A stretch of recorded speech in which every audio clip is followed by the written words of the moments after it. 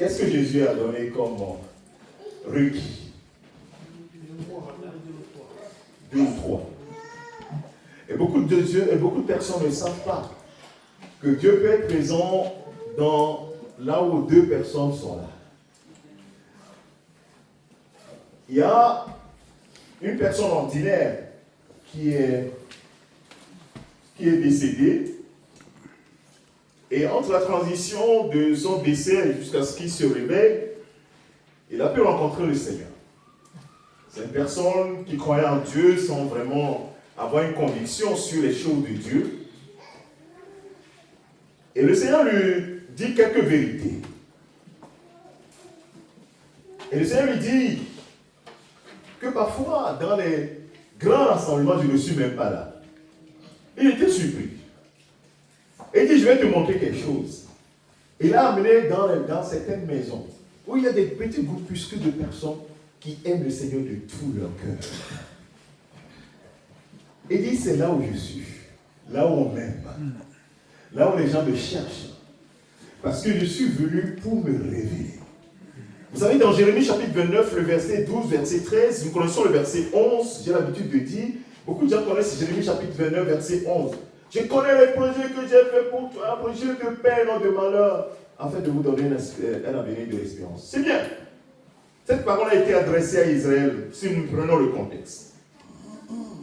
Mais elle est valable pour tous les enfants de Dieu de tous les temps. Mais ce n'est pas ça le plus important. C'est la suite.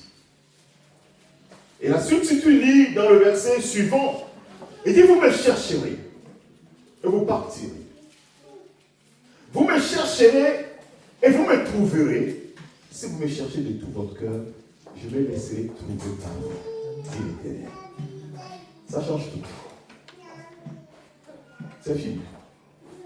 Là où on ne me cherche pas, je ne suis pas là. Là où on me cherche, c'est là où je suis. Donc, bien aimé de Dieu, cherchez l'Éternel de tout votre cœur. Et le psaume 133 est venu dans mon cœur quand j'étais là et dit, voici, oh, qu'il est agréable, qu'il est doux pour des frères de demeurer ensemble.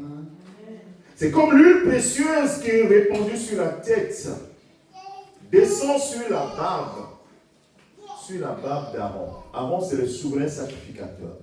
C'est lui qui est le frère de Moïse, qui font partie de la tribu de Lévi. Cette tribu a été choisie pour être une tribu de serviteurs dans le temple. Mais particulièrement, Aaron et sa famille ont été choisis, lui et sa descendance ont été choisis pour être des sacrificateurs. Donc tu ne peux pas être sacrificateur si tu n'es pas de la lignée de Aaron, à l'époque. Et que c'est comme l'huile répandue sur la tête du souverain, du sacrificateur. Aaron lui-même étant le souverain sacrificateur. Et cette huile-là va descendre dans sa barbe, descend sur le bord de ses vêtements. Une onction qui coule. Il dit c'est comme la rosée d'Hermon qui descend sur les montagnes de Sion. Car c'est là où les doux et les agréables pour les frères de demeurer ensemble.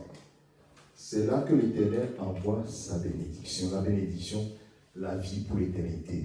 Est-ce qu'on peut dire Amen à ça? Amen. Alors nous allons nous incliner dans la prière. Seigneur, fais descendre ta bénédiction. Je veux recevoir ce que tu as réservé pour moi ce matin. Dis.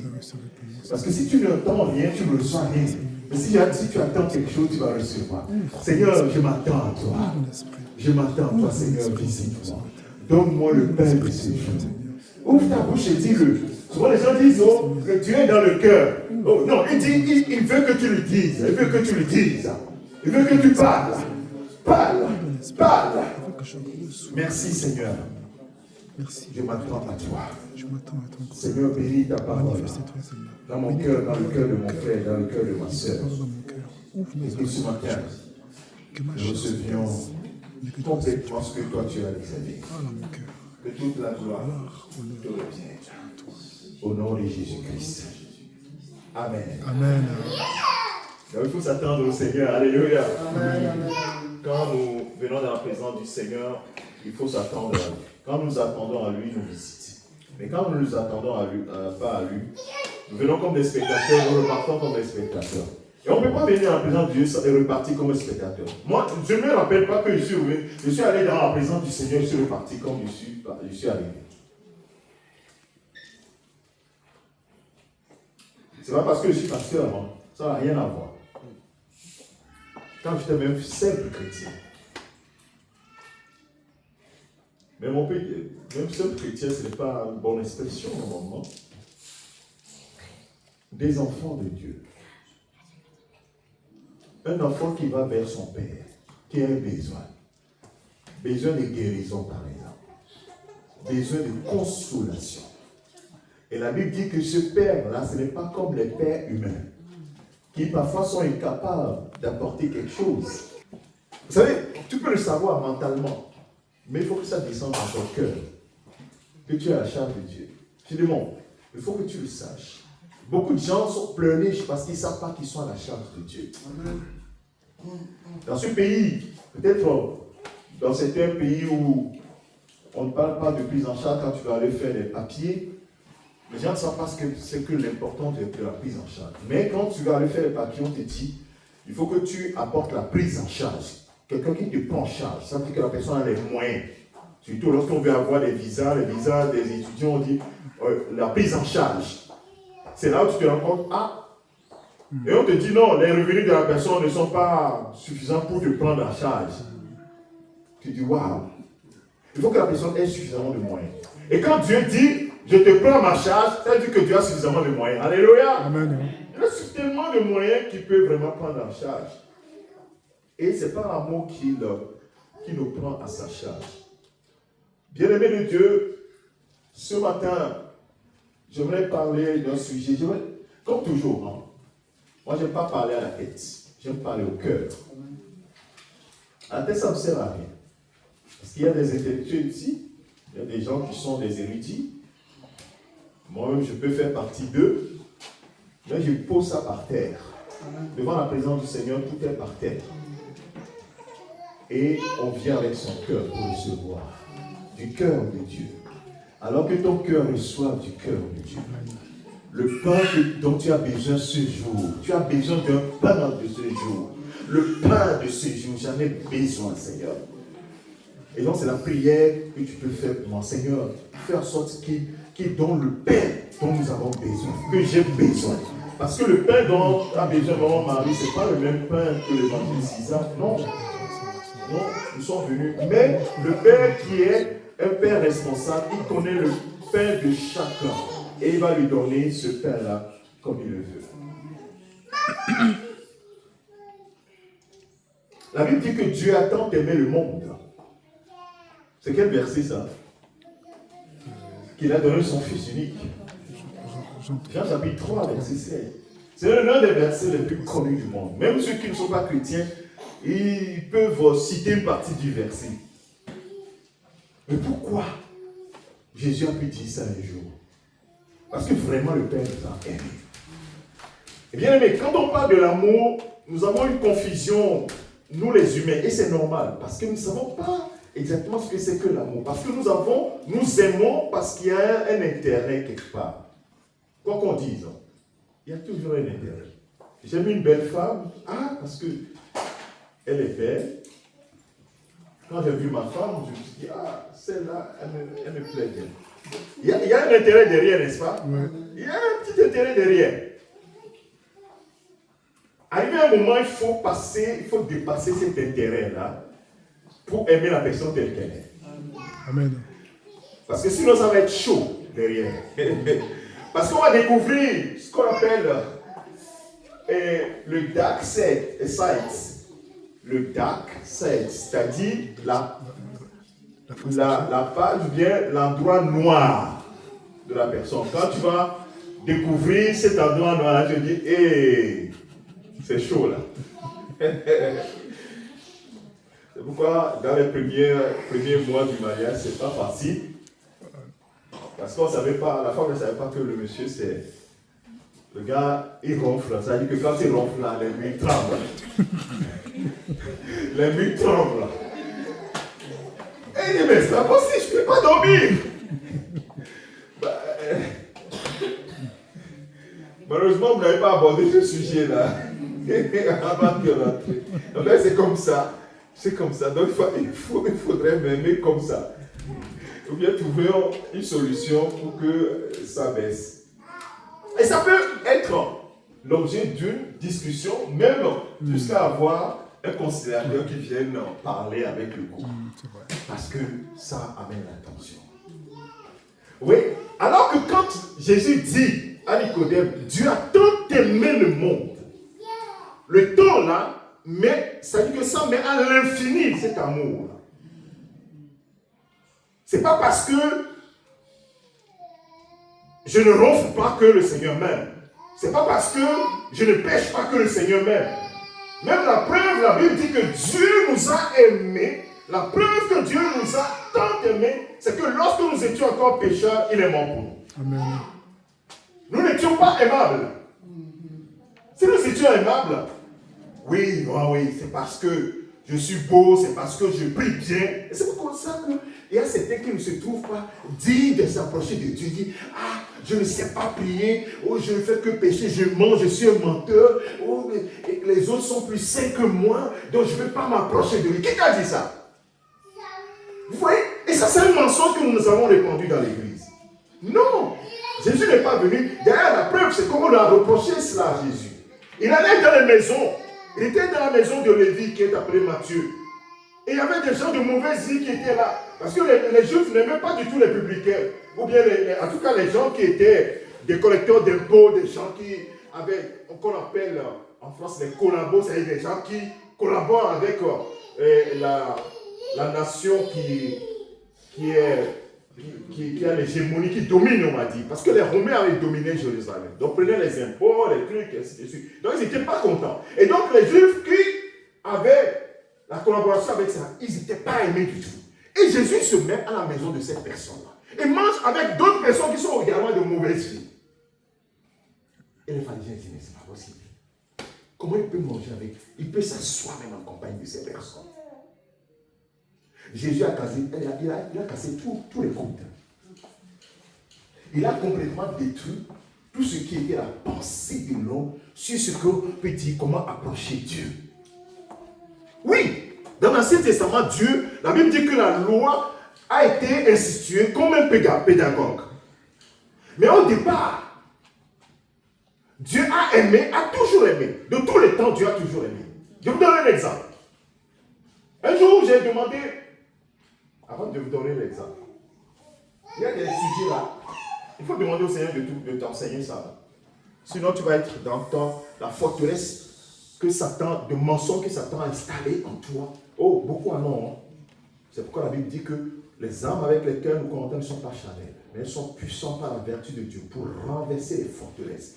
La première forteresse qui doit être renversée, c'est toi-même. J'ai prêché ça la dernière fois en conférence. J'ai dit, tu es ennemi de toi-même d'abord. Ne vois pas Satan. Satan, il a été vaincu déjà. Satan était déjà vaincu. Et est-ce que quelqu'un comprend ça? Amen. Si tu n'as pas compris ça, tu es en grand danger. D'abord, c'est toi-même qui es le premier ennemi de toi. Et moi, je fais une prière. Seigneur, délivre-moi de moi-même. Parce que si tu ne meurs pas, Christ ne peut pas régner à toi. Il faut que tu meurs. Pour que Christ règne.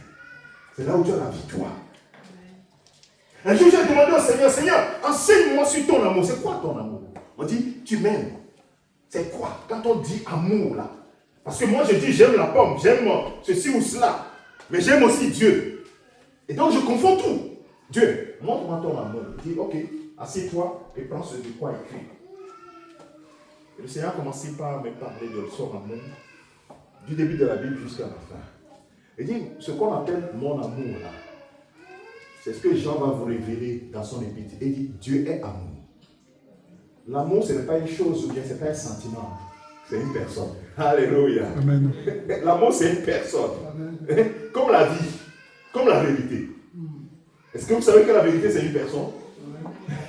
La vérité, c'est Jésus. C'est une personne. L'amour, c'est une personne divine. Dieu est amour. Et il a personnifié cet amour quand Jésus est venu. Et premier exemple, vous savez, dans le jardin d'Éden, ce n'est pas Adam qui a voulu avoir une femme, n'est-ce pas? Dieu voit Adam et dit, il a besoin d'aide. Dieu le fait une aide. Quand ils ont péché, ils devaient être séparés. Ils ont vu qu'ils étaient nus. Donc ils ont cherché des feux pour pouvoir se couvrir la nudité. Première limite que l'on voit à sa personne. Et qu'est-ce qui va se passer? Quand Dieu va voir que l'homme n'y arrivait pas, qu'est-ce que Dieu va faire? Il va tuer un animal pour le couvrir. Waouh! Ils sont méchants. Ils ont désobéi à Dieu. Mais pourquoi Dieu s'occupe de ce qu'il dit d'eux encore? C'est pas fini. Comme la justice de Dieu fait qu'ils étaient obligés de partir du jardin, parce qu'il y a l'arbre de la vie. Si dans cet état ils mangeaient l'arbre de la vie, ils allaient demeurer éternellement dans le péché. Dieu avait prévu déjà avant la fondation du monde une solution. L'agneau immolé avant la fondation du monde, n'est-ce pas? Amen. Alléluia, Jésus-Christ. Hein? C'est pas à Jérusalem, là, non, c'était déjà prévu. C'était déjà prévu. Et voilà, ils ont eu des enfants, Abel et Caïn. Beaucoup de gens connaissent cette histoire, Caïn et Abel. Et on voit que Caïn va tuer son frère, n'est-ce pas? Dieu vient lui dire, où est ton frère? Il dit, est-ce que je suis le gardien de mon frère? Dans son orgueil, il a dit ça. Dieu dit, bon, ok, comme tu as tué, tu as répandu le sang de ton frère monte, crie vengeance. Donc là, je vais te libérer, tu seras vagabond et tu vas errer.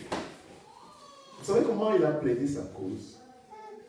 Quand il dit à Dieu, Dieu, si je suis vagabond, j'ai comme ça sans protection. Si quelqu'un me trouve, il va me tuer. Mais c'est lui qui est la première personne à tuer. Mais il plaide sa propre cause pour qu'on le protège contre la mort. Si tu étais à la place de Dieu, qu'aurais-tu fait? Tu vas dire, gars, maintenant tu vas comprendre ce que c'est que la mort. N'est-ce pas? Dieu dans son amour, la Bible dit qu'il met un signe sur Caïn. Il dit que celui qui va oser tuer, toucher à Caïn, aura affaire à la mort. Caïn sera vengé, pas une fois, mais 7 fois. Wow. Il dit, mon amour pour vous, vous ne pouvez même pas comprendre ça. Pourquoi Dieu aime? Pourquoi Dieu t'aime? Je vais ramener ça à toi. Pourquoi Dieu t'aime? Est-ce que quelqu'un a la réponse?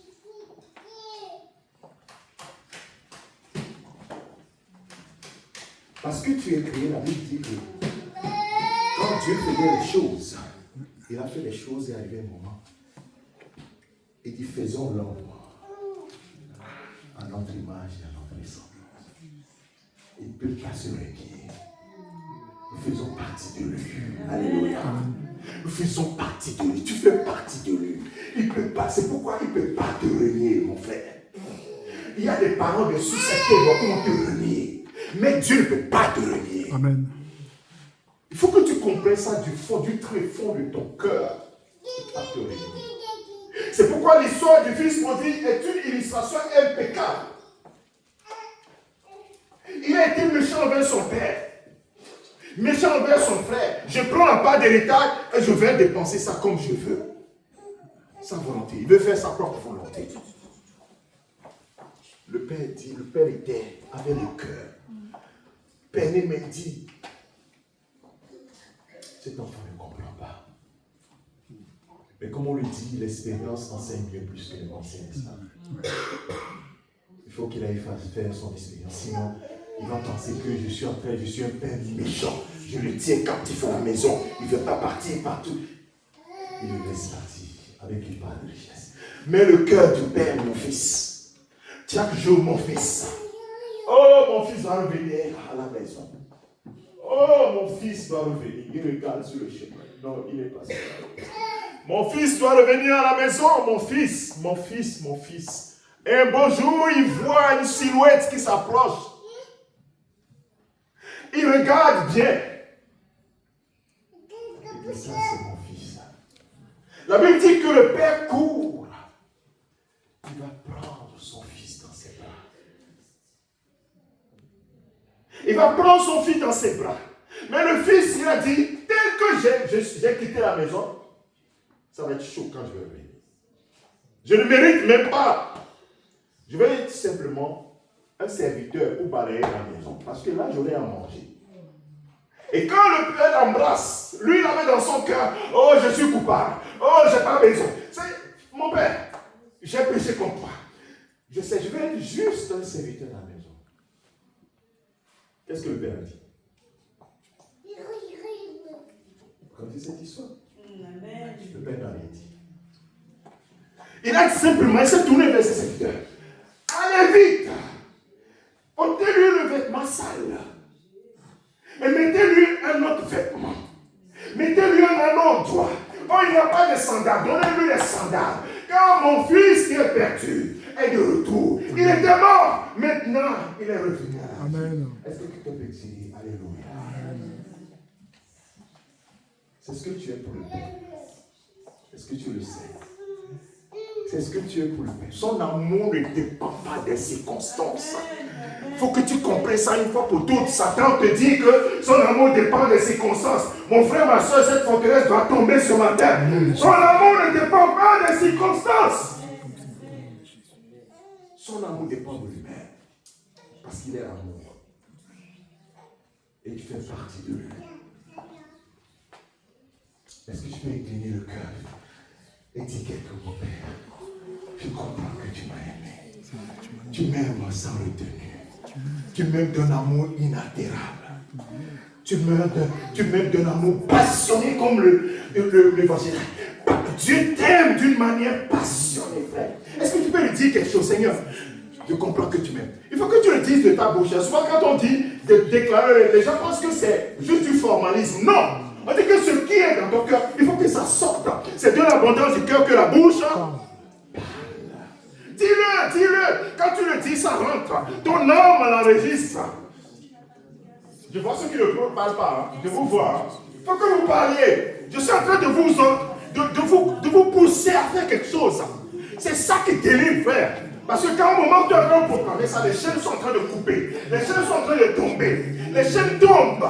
Les forteresses de l'ennemi tombent au moment où tu es en train de proclamer ces paroles. Parce qu'il t'aime d'un amour inaltérable. Il t'aime véritablement. Il ne voit pas ton passé. Il ne voit pas que tu étais méchant. Tu étais ceci ou cela. Non! Quel amour! Quel amour! Merci Jésus. Parce que tu m'aimes. Jésus m'aime. Jésus m'aime. Jésus m'aime. Oh, Jésus. Oh, Jésus m'aime. Jésus m'aime. Jésus m'aime. Jésus m'aime. Oh, alléluia. Oh, Jésus m'aime. Oh, alléluia. Oh, Jésus m'aime. Alléluia. Oh, Jésus m'aime. Jésus m'aime. Jésus m'aime. Oh, alléluia. Oh, Jésus m'aime. Oh, alléluia. Oh, Jésus m'aime. Alléluia. Oh, Jésus m'aime.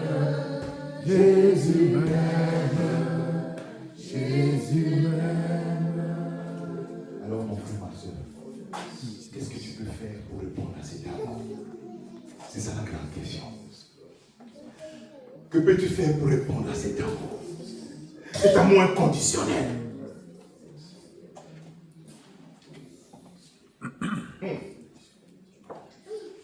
Dis quelque chose dans ton cœur, Seigneur, qu'est-ce que je peux faire?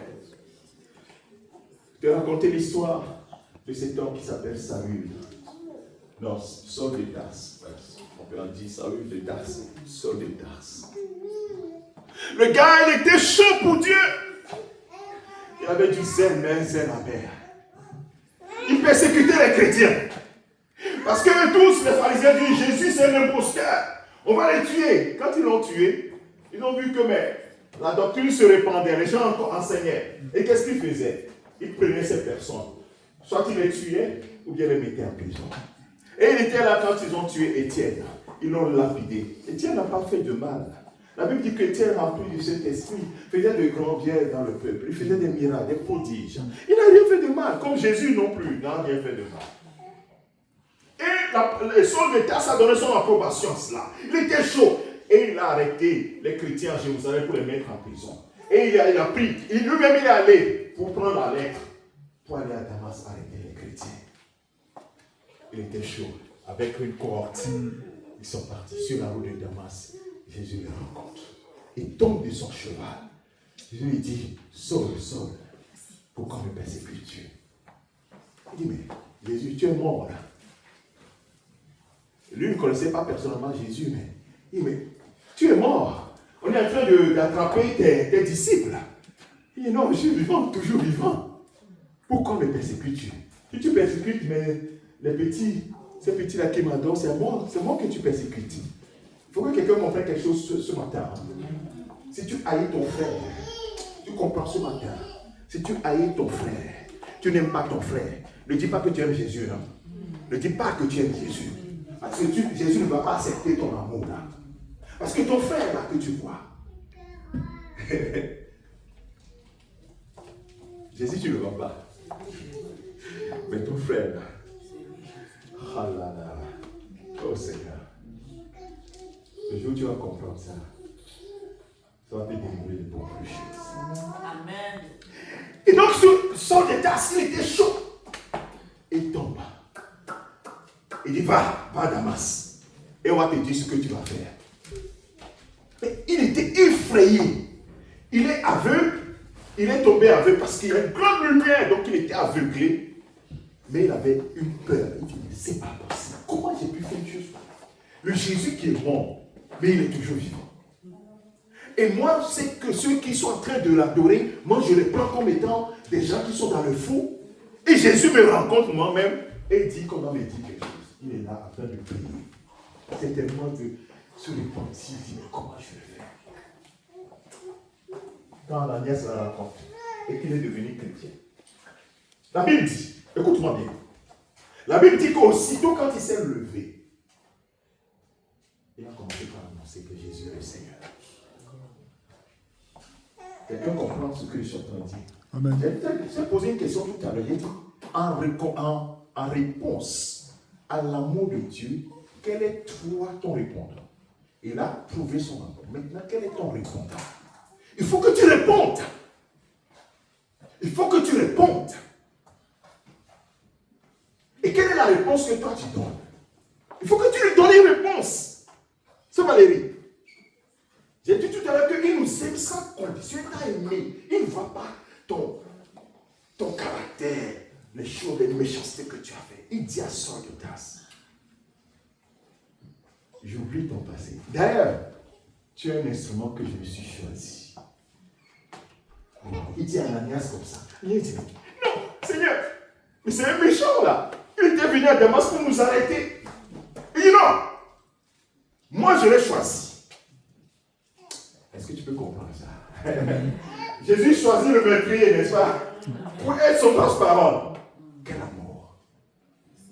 Aucun d'entre nous ici ne peut dire que je suis exclu. Hein? Parce que toi et moi, nous n'avons pas fait ce que Saul de Tarse a fait. Mais Dieu dit, Jésus dit, c'est un instrument que je me suis choisi pour aller vers ses frères, vers les païens et vers les rois, vers qui je l'envoie pour annoncer ma bonne nouvelle. Et Saul de Tarse, devant cet amour-là, il dit, je ne mérite pas d'être appelé apôtre. Je suis un avorton. Je suis un meurtrier. Au Corinthiens, il n'a pas peur, il dit, j'étais un meurtrier.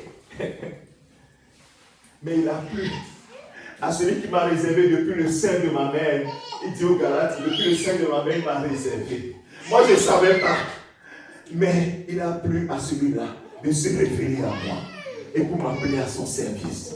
Moi qui suis le moindre des apôtres. Moi qui persécutais son église. Je suis devenu aujourd'hui un serviteur. Lui a répondu. Et qu'est-ce que toi tu fais pour répondre? Tu peux imaginer que je n'ai pas encore commencé mon test. Je suis en train de poser les fondements. C'est-à-dire que mon message sera juste dans 5 minutes pour serrer la série sur le gâteau. Parce que si le fondement là tu ne comprends pas, tu ne peux pas comprendre ce que nous avons dit. Saul, tu n'as pas besoin de faire quelque chose pour me plaire. Je t'aime. Je t'aime tel que tu es. D'ailleurs, ta force de persécution des gens, avec cette force-là, tu as fait des choses extraordinaires pour moi. Alléluia. Je ne sais pas quelle force que tu as. Je ne sais pas quel talent tu as. Est-ce que tu as des talents ici? Est-ce qu'il y a des gens qui ont des talents ici? Peut-être que des talents là, tu les as utilisés pour des choses du monde.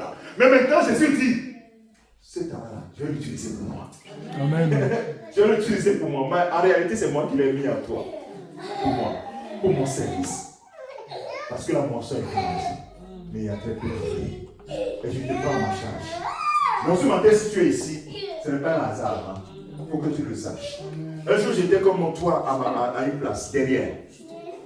Dans une petite assemblée d'une vingtaine de personnes.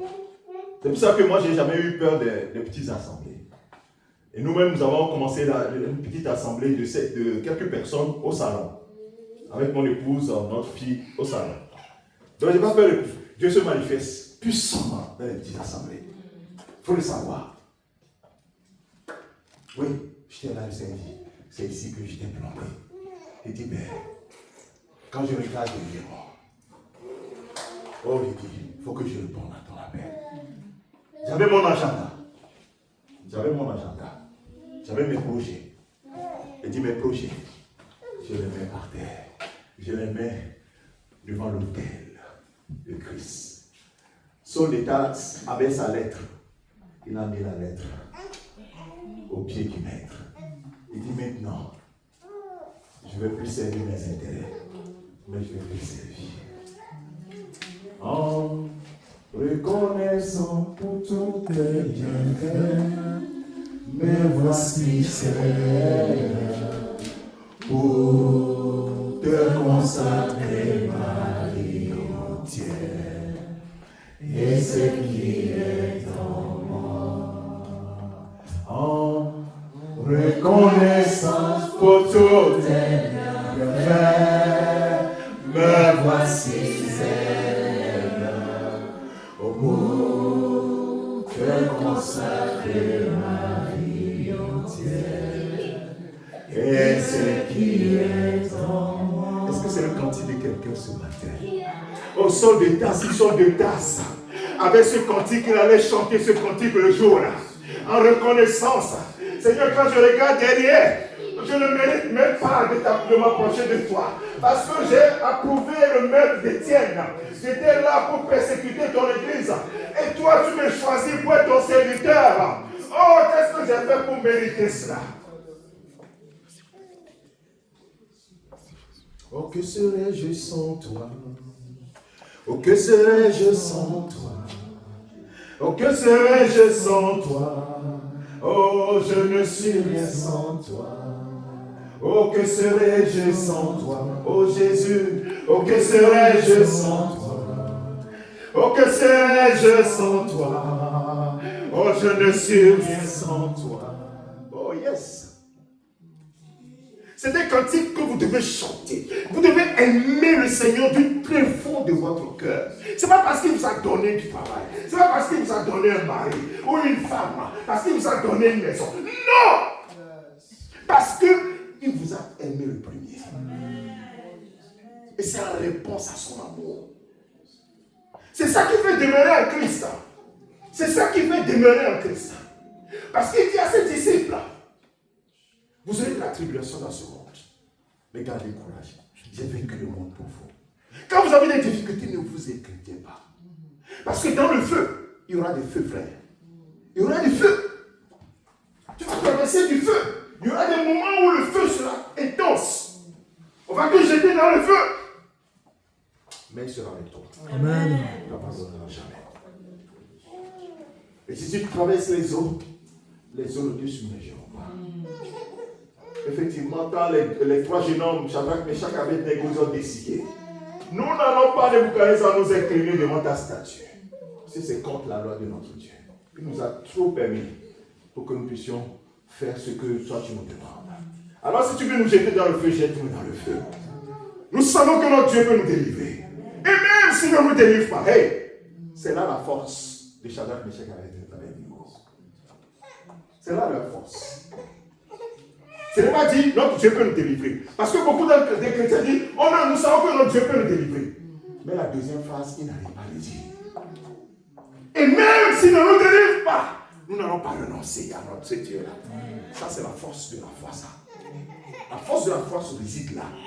Ce n'est pas dans la première parole, c'est dans la deuxième. Et même si je n'ai pas les papiers, et même si je n'ai pas le travail, et même si je n'ai pas ce que je demande, je ne renoncerai pas. Parce que toi, tu m'as tout permis. Amen. Et en reconnaissance de tous tes bienfaits, je me consacre à toi, Seigneur. Bien-aimé, ce que vient de raconter là, c'est l'histoire de certains d'entre nous. Nous avions un agenda, nous avions des projets, mais quand l'amour de Dieu nous a saisis, nous avons mis tout ça au pied du Maître. Seigneur, me voici. Oh Seigneur. Oh Seigneur.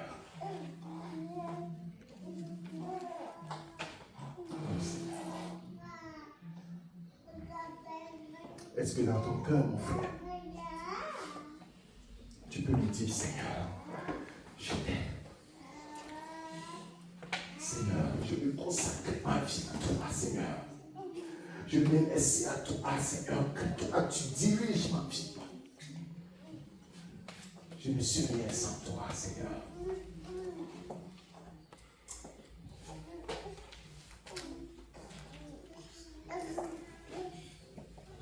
Notre passé ne l'effraie pas. Ton passé ne peut pas effrayer le Seigneur. Mais il veut te donner un avenir de l'espérance, frère. Un avenir de l'espérance. Fais-lui confiance. Oh, fais-lui confiance, frère. Fais-lui confiance. En reconnaissant. J'aimerais que nous chantions ce cantique. Et complètement, si tu peux nous donner ce cantique.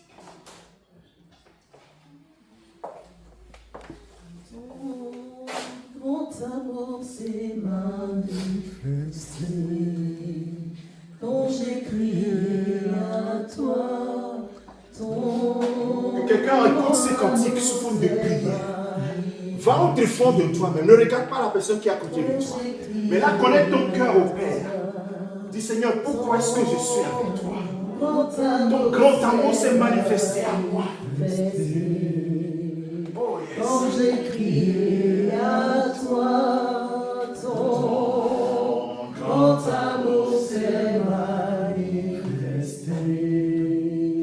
Quand j'ai crié à toi, oh, reconnaissant pour tous tes bienfaits, me voici Seigneur, pour te consacrer ma vie entière et ce qui est en moi.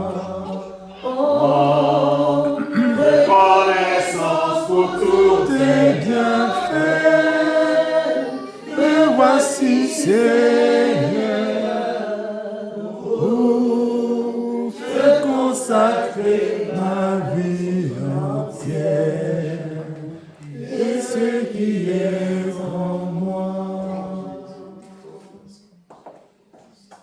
Oh bien-aimé, j'étais sur mes projets. Je me souviens comme si c'était hier. Ça fait 25 ans, plus de 25 ans maintenant. J'étais dans mes projets. Quand cet amour m'a rencontré, je suis tombé au pied du Maître. Je dis, je te donne toute ma vie. Il dit, est-ce que tu es prêt? Est-ce que tu veux marcher avec moi? Il dit, Seigneur, où irai-je? À qui qui irai-je? À qui irai-je? J'ai raconté cette histoire à plusieurs d'entre vous. J'étais en 5e année de médecine et j'étais sur le point de venir à Bordeaux pour continuer mes études. J'avais tous mes dossiers qui étaient prêts.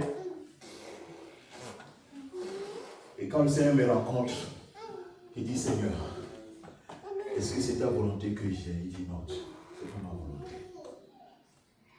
J'ai hâte de former encore. Il dit: Seigneur, j'abandonne. Mes amis disent: mais toi tu es fou, qu'est-ce qui se passe? Je voulais devenir un grand chirurgien et j'avais les capacités pour. J'avais les capacités pour. Dans notre promotion, je faisais partie des meilleurs. En tout cas, à l'hôpital, je faisais partie des meilleurs. Il dit: Seigneur, en reconnaissance à tous tes bienfaits pour moi, je te consacre ma vie. Est-ce que c'est ta volonté pour moi? Il dit: fiston, c'est pas ma volonté pour toi. C'est pour ça. J'ai un meilleur plan pour toi.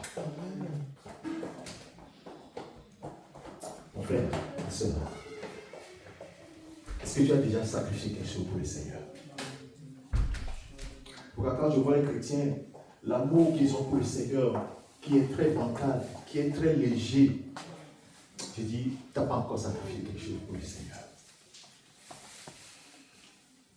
Si tu as sacrifié une partie de ta vie en réponse à l'amour que le Seigneur a pour toi, il y a certaines choses, tu vas les surmonter. Tu vas les surmonter. Je dis: Seigneur, ton agenda dorénavant sera mon agenda. Ta volonté sera ma volonté. Mais donne-moi juste la force de traverser cela. Parce que ce n'est pas facile. Parce que tu vas avoir des gens qui vont s'opposer à toi.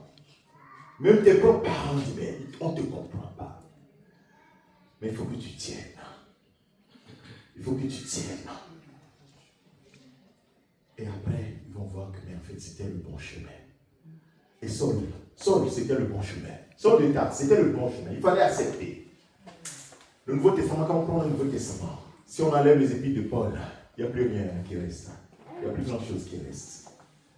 Il reste que les évangiles, les apôtres, les épîtres de Pierre et de Jean, Jacques, Jude, Apocalypse, et puis c'est tout. Waouh, 13 épîtres. Et on soupçonne même que c'est lui qui a écrit l'épître aux Hébreux. L'épître aux Romains, c'est extraordinaire. L'épître aux Romains, c'est extraordinaire. Je me dis: mais comment un homme peut écrire ça? S'il n'y avait pas l'apôtre Paul, on ne saurait pas ce que signifiait l'œuvre de la croix. Même Pierre, ils sont dépassés par la connaissance de la révélation que l'apôtre Paul avait. Pourquoi? Parce qu'il a accepté la mission de Dieu, accepté de dédier sa vie. Mon frère, ma soeur, est-ce que ce matin, je crois que tout à l'heure, le Saint-Esprit dit: j'ai changé ton message. J'ai changé ton message. Est-ce qu'il y a des gens ici ce matin qui veulent prendre une décision? Oh, je ne te dis pas, décide de venir faire comme ce que les autres font là. Oh Jésus, je te donne ma vie. Non. Non. Les gens répètent, mais ils ne savent pas ce qu'ils sont en train de dire. Mais ce qu'ils sont en train de te demander là, est-ce que tu es prêt? C'est le mot anglais qui vient dans ma bouche. C'est de soumettre ta vie au maître. Ça veut dire que laisser sa vie, c'est t'environner là. Ça veut dire que toi tu es en dessous. C'est lui qui vit. C'est ce que l'apôtre Paul est en train. L'apôtre Paul dit. Il dit: j'ai été crucifié avec Christ. L'ancien Alexandre là, a été crucifié avec Christ. Et si je vis, ce n'est plus moi qui vis. Parce que moi j'étais ambitieux. Je voulais devenir un grand chirurgien pour lui. Je voulais devenir, depuis mon temps d'enfance, Seigneur, je vais. Mon père me demande: qu'est-ce que tu veux devenir? Je dis: je veux devenir un grand médecin pour la famille. Il est mort. Le gars là, il est mort. pour que celui que vous voyez aujourd'hui puisse vivre. C'est-à-dire Christ qui vit en moi. Je ne vis plus. C'est Christ qui vit en moi. Et chacun doit décider, frère. Peu importe, chacun doit pouvoir prendre cette décision. C'est dur, mais c'est la meilleure décision qui puisse t'arriver. C'est la meilleure. Regarde l'issue du sol de tasse. Mon frère, ma soeur, quelque chose d'extraordinaire t'attend. Quelque chose d'extraordinaire t'attend. Quelque chose d'extraordinaire t'attend. Mais il faut que tu décides. Il ne veut pas t'imposer. Il veut que toi-même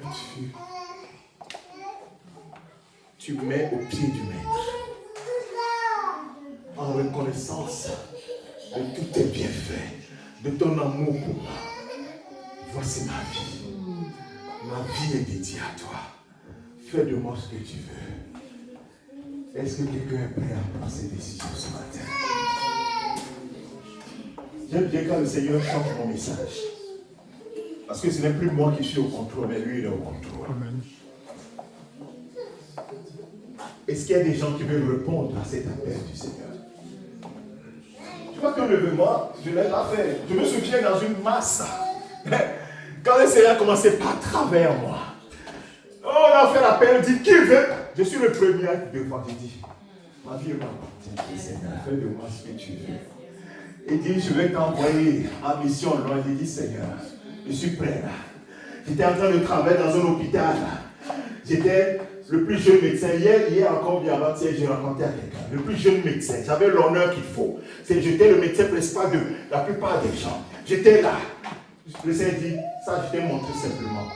La gloire que tu peux avoir dans le monde, mais moi j'ai une gloire plus grande pour toi. Si tu es prêt à abandonner ça.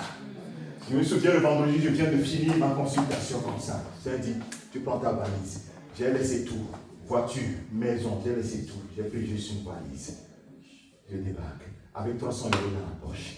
J'arrive à Paris et dis, Seigneur, me voici, que veux-tu faire avec moi? Ouais. J'ai abandonné ma femme aussi au pays. Je me suis retrouvé ici. Seigneur, que veux-tu faire de moi? Il a dit, le gars là, il est fou quoi. Il est fou quoi. Alléluia. Amen.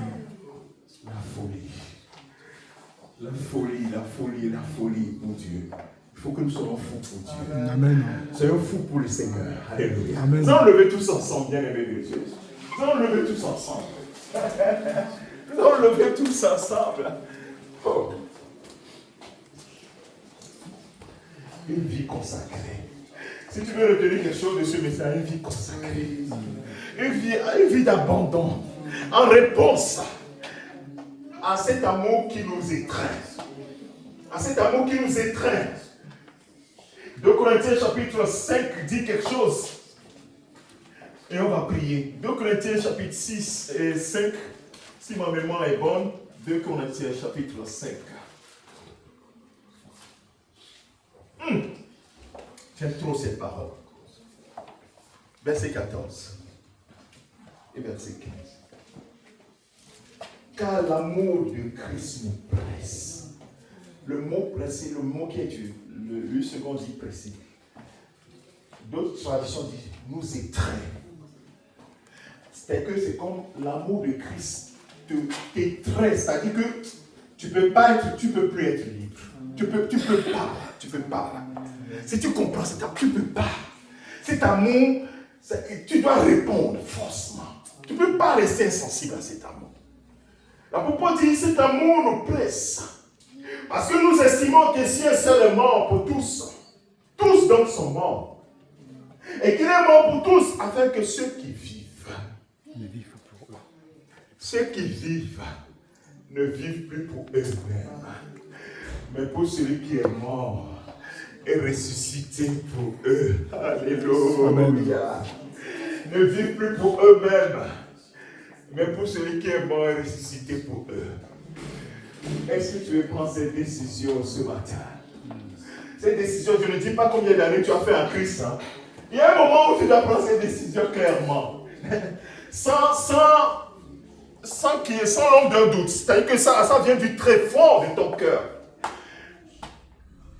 Et tu as accepté, me voici. Esaïe était en train de prophétiser Chapitre 1, chapitre 2, chapitre 3, chapitre 5. Chapitre 6. Il voit la révélation de Dieu. Il dit, ah, je suis un pécheur. J'ai les lèvres impures au milieu d'un peuple dont les lèvres sont impures. J'ai vu, mes yeux ont vu la gloire de Dieu. Oh Seigneur, me voici, je ne suis rien. Je croyais que j'étais quelque chose. Je ne suis rien. Alors la parole de Dieu, la Bible dit, la parole de Dieu s'est élevée. Qui enverrai-je? Qui marchera pour nous? Cette même parole résonne ce matin dans ce lieu. Qui enverrai-je? Qui marchera pour nous? La seule réponse c'est Isaïe dit, me voici Seigneur, envoie-moi. Alléluia. Me voici, envoie-moi. Radoria masakaria majoria mama. Rodorobo sokaya mama. Ondari ramasori ramashira mama. Robo sokaro shondaria mama. Oramasira mama kadira mama. Robo sondorobo shira mama. Robo sondari sharia mama. Qui enverra